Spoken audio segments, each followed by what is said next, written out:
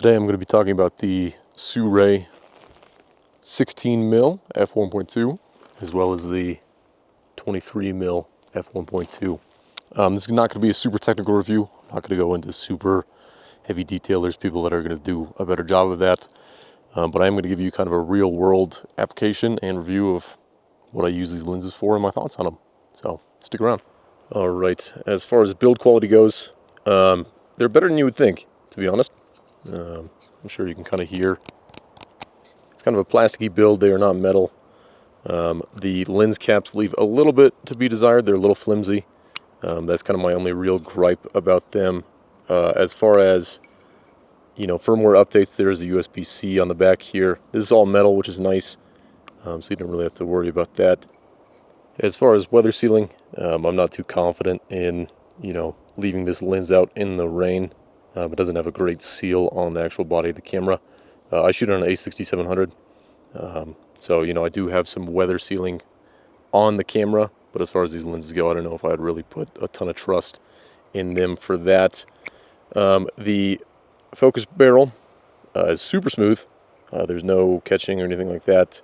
There's no clicks or anything like that either. You have a 58mm filter thread on the front, which is kind of an unusual size. Most of mine are 67, so I need to get a step-up ring for this for sure. I think overall build quality is pretty solid. You know, obviously there's concerns that people have, you know, this being a Chinese manufacturer. The glass has a couple coatings on it. I won't go into detail on that. Super solid, no issues that I've seen. Not a ton of chromatic aberrations or anything like that while shooting with this. As far as size goes, it is a little bit smaller than the Sigma 16mm. You know, there's it in my hand to give you kind of an idea. It fits really, really well on my Sony A6700. As far as the purchase price of these lenses, I purchased these myself. These were not given to me, anything like that. The 16mm, I did order when it was on special from Sirui. If that'll focus there. Yep. I got it on sale for $300 and like $320 or something like that shipped. The 23mm I bought used on B&H. It was $220 used. Perfectly fine condition, totally acceptable. It's still sharp, still clean, everything like that. So I would say if you can find these used, save yourself a few bucks. I don't think you're going to have any issues with that. As far as who this lens is for, I think it's really anyone who's running an APS-C setup that's looking for kind of more budget-friendly lenses. You know, as I said, I got both these lenses for about $500 shipped to my door, which is a pretty solid price. The 23mm is the equivalent of a 35 on an APS-C camera. The 16 is the equivalent of about a 24mm on an APS-C, at least Sony APS-Cs.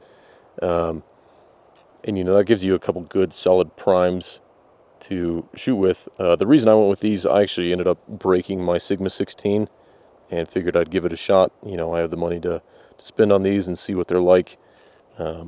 You know, kind of see quality and test kind of different brands, if you will. I'll throw up some sample images that I took with the 23mm here. You know, just kind of show some of that background separation you get at the lower apertures. I think this lens really excels around 2.2, 2.5, around there. That's when everything really is starting to come in nice and sharp. You do get some lovely background separation. Other reviewers will show, you know, you get some actual pretty solid bokeh balls, everything like that. I won't go into super fine detail on that. I don't usually shoot that low. I do a lot of landscape stuff, so most of the time I am shooting, you know, a little higher in the aperture range there. One thing to note, and you know, it's not just a rule for me, I'm sure many other photographers feel the same way. Even though this lens does go to f1.2, you're never going to shoot at f1.2. I think it's a mistake to shoot all the way wide open.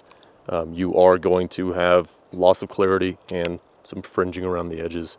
That's just going to happen. No lens is as sharp as possible around f1.2. I've seen a lot of other reviews for these lenses, and they're all kind of basic, generic. None of them really talk about astrophotography, and that's one of the main reasons that I purchased these lenses.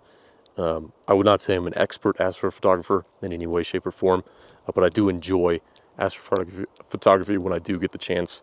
So I'll throw up an image now that I took earlier this month. I was out in Utah for my brother's wedding, and I was able to kind of sneak away for an evening up near Delicate Arch and snapped a couple great little little shots there with these lenses. The lenses perform better than I thought they would for astrophotography. You know, obviously you get what you pay for when it comes to lenses, and these being a little on the cheaper side, they, you know, exceeded my expectations. I think they did actually a pretty solid job. The image you're seeing on the screen now was shot at f2.5. I did make a mistake when I changed from the 16mm to the 23mm. I did not adjust my shutter speed. So shutter was open a little longer than it needed to be on the 23mm, so you'll see a little bit of trailing on the stars. That being said, chromatic aberrations aren't horrible. There's no crazy flaring going on from the stars or anything like that, and you know, I'm pleasantly surprised with the quality of how it turned out for astrophotography, with these lenses being that they are, you know, kind of budget friendly here. All right, I know it's a little tricky to see. You can't really see the screen. We're going to use this lovely shaman carved into the tree here. That's kind of our display subject. I'm going to start with 35mm. We'll take a couple shots here. We're going to start at a low aperture, just so you can see what it looks like all the way open. So we'll actually go all the way to 1.2. Take a shot. And then we're going to go back up to something a little bit more reasonable. We'll go 2.5, take a shot. And then I'll go up to f8 and take a shot as well. All right, now we're going to switch over to the 16mm, just so you can get a visual on how that's looking as well. Good comparison of the same subject. The tripod's not going to move. It'll be in the same spot, just so we have a true visual.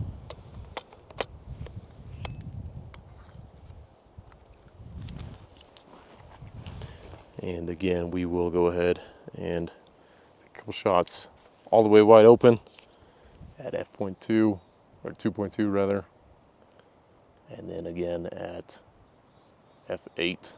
And I will throw those up on the screen now, just so we have a good visual cue of the difference between the 16mm and the 23mm. Good visual comparison. Tripod did not move. Camera's in the same position. All I did was change the lenses. The subject is the same. Again, I'm shooting on a Sony A6700, but I'll put the actual exposure settings above the pictures as well, just so you have a good visual of what's going on there. All right, we're going to do another quick little demonstration here. You can notice that we're looking at a tree. I know it's not very exciting, but we're going to see how these perform as far as kind of close-up, kind of macro style photography. They are not macro lenses, obviously, but we're going to see how they do up close and personal with this tree bark here. So I'm just going to take a couple sample shots, just kind of get some good texture in there, some good layering. Kind of just see. So we're going to start with the 23mm. We're also going to shoot with the 16mm as well. Let's do the same as our last test. We're going to do a 1.2, a 2.2, and then an 8 as well. All right, I quickly swapped over to the 16mm. We're going to do the same 3 shots here. You know, obviously we're going to start with the 1.2. I think I'm about roughly the same place. You'll obviously see the distortion difference between the 16mm and the 23mm. But we will do a direct comparison on the screen of the 1.2 versus 1.2 and so on, just so you can kind of see distortion and whatnot between the two lenses, and get a better idea of what's going on there. This may be a little tricky to see. I apologize, I don't have any type of studio setup. There's the aperture blades working. They're pretty smooth. These lenses actually do really solid for video work as well. Pretty minimal focus breathing. And overall, I think they're actually pretty high quality. All right, let's briefly touch on who this lens is for. You know, the 23 and the 16mm. I think if you are just getting into photography, you have your first mirrorless setup. Let's say it's an APS-C, like a Sony a6400. These lenses are going to be phenomenal for you. You can run, you know, 2 primes, and your body for less than $1,000 is pretty insane. You'll cover a lot of range with that. And you'll just get used to shooting with prime lenses. Is this a good lens for astrophotography? I think they're great. They're super high quality. If you're, say, shooting on a ZV-10 or a, you know, APS-C Sony like an a64, a6500, they're a phenomenal lens. And if you don't have a lens that's really wide open for astrophotography, this is a good budget option for sure. I will say I think the Sigmas are a little bit better as far as astro shooting. I think the glass is just a little bit higher quality. And even a step above that, I would say that the Sony specific APS-C lenses are going to be better for kind of astrophotography. I just think the coating on the lenses is just superior to kind of more of the budget-friendly options. That being said, you know, obviously they are significantly more expensive.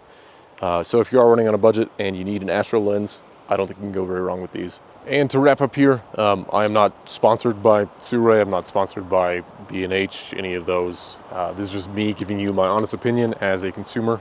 I purchased these lenses with my own money. Pleasantly surprised with them. I think they, you know, have a place in my kit for sure. That being said, if you are on a budget, these are great options. Even greater still is you can find them used. Right, again, I got this one used on B&H for 220 bucks. And you saw the astro shot that I got with it. So with that being said, do your own research, make your own decisions. I'm just sharing my opinion with you, and I hope you enjoyed. Thanks.